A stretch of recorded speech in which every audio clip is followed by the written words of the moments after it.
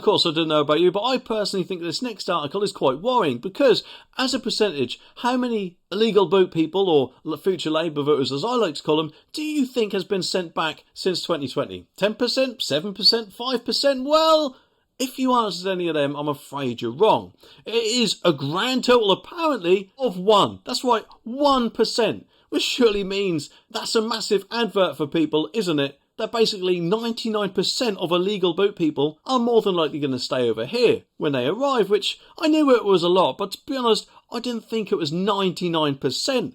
What sort of deterrent is that? And yes, I know they're trying to reverse that with the whole emergency legislation or whatever they're trying to get through at the moment, but from what I've heard, it seems like that bill has got more loopholes in than a packet of hula hoops. So when it's added to statistics like this, it just makes a mockery of our whole points-based system completely, doesn't it? And the article says that the numbers show that when Albanians were taken out of the figures, as the UK has signed a separate returns agreement apparently with the country, just 408 have been sent home in the past 3 years, despite 109,117 arriving via Channel crossings, an equivalent of, wait for this, even worse, 0.37%. Not even 0.5%. Is just absolutely disgraceful, isn't it? If people want to come here, they should do so legally and actually go through our points-based system, not try to take some sort of shortcut.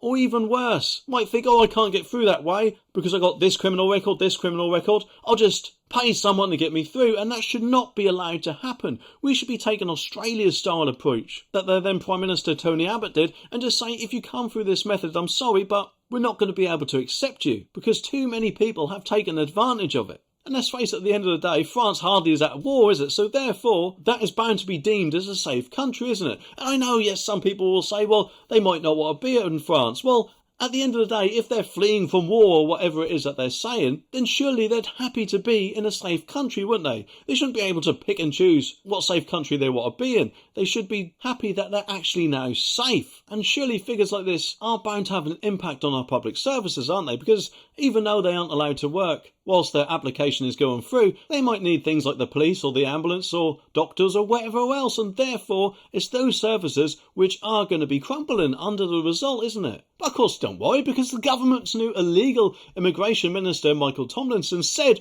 that he wanted to see the return figure as high as possible, adding, I am reading the same chart, and as far as I'm concerned, the numbers need to be significantly higher than that. Well done, I'm glad someone sees sense. Maybe, I don't know, he should go on Mastermind. Specialist subject, the bloody obvious. Because let's face it, it is, isn't it? It is good that he's addressing this, but at the end of the day, surely it should be a lot higher than that, and it shouldn't need a report like this to give him a virtual kick up the bum, should it? But the figures were apparently handed over to the committee late on Tuesday in a letter from the Home Office Permanent Secretary, Sir Matthew Roycroft. He appeared in front of the cross-party group of MPs 2 weeks ago, but was attacked for being disrespectful by its chair, Dame Diana Johnson, when he struggled to answer questions on the specifics of immigration statistics. The Labour chair had then chosen Sir Matthew for answers which only appeared the night before Wednesday's hearing and which neither Mr Tomlinson or Miss Pursgrove appeared to be aware of.